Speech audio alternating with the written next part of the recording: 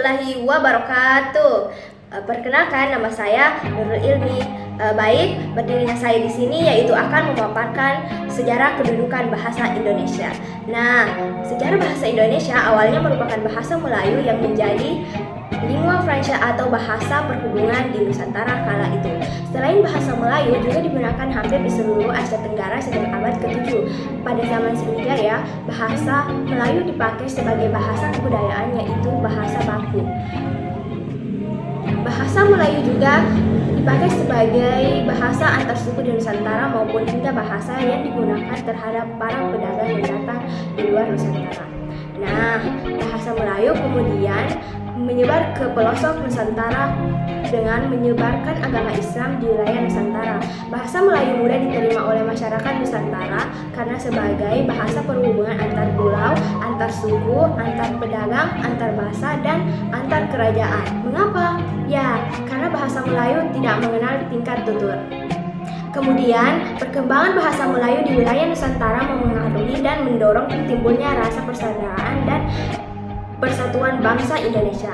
Komunikasi antar perkumpulan pada masa itu juga menggunakan bahasa Melayu. Lalu, pada persiapan Kongres Pemuda tahun 1926, para pemuda masih mempermasalahkan tentang sebutan bahasa Persatuan Indonesia. Kemudian Muhammad Tabrani menggunakan bahasa Melayu diganti dengan istilah bahasa Indonesia dan hal ini pun disetujui bersama pada 2 Mei 1926. Para pemuda Indonesia yang tergabung dalam perkumpulan pergerakan mengangkat bahasa Melayu menjadi bahasa Indonesia yang menjadi bahasa persatuan untuk seluruh bangsa Indonesia. Hal itu ditandai dengan lahirnya Sumpah Pemuda pada tanggal 28 Oktober 1928.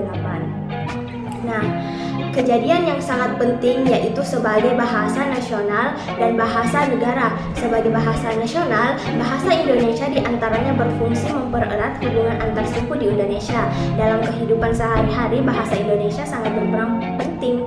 Bahasa Indonesia berperan sebagai pemersatu, artinya perbedaan bahasa dan kebudayaan masyarakat Indonesia dapat disatukan menjadi satu, yaitu bahasa Indonesia. Sementara itu, kedudukan yang sangat penting yaitu sebagai bahasa nasional dan bahasa negara. Sebagai bahasa nasional, bahasa Indonesia diantaranya berfungsi mempererat hubungan antar suku di Indonesia dalam kehidupan sehari-hari. Bahasa Indonesia sangat berperan penting. Bahasa Indonesia berperan sebagai dapat disatukan menjadi satu, yaitu bahasa Indonesia. Sementara itu, dalam kedudukannya sebagai bahasa resmi negara, bahasa Indonesia berfungsi sebagai bahasa resmi kenegaraan, bahasa pengantar pendidikan, bahasa komunikasi tingkat nasional, bahasa media, serta bahasa pengembangan dan pemanfaatan ilmu, pengetahuan, dan teknologi. Baik, itulah tadi pemaparan tentang kedudukan sejarah bahasa Indonesia yang dapat saya sampaikan. Lebih dan kurangnya mohon dimaafkan. Wassalamualaikum warahmatullahi wabarakatuh.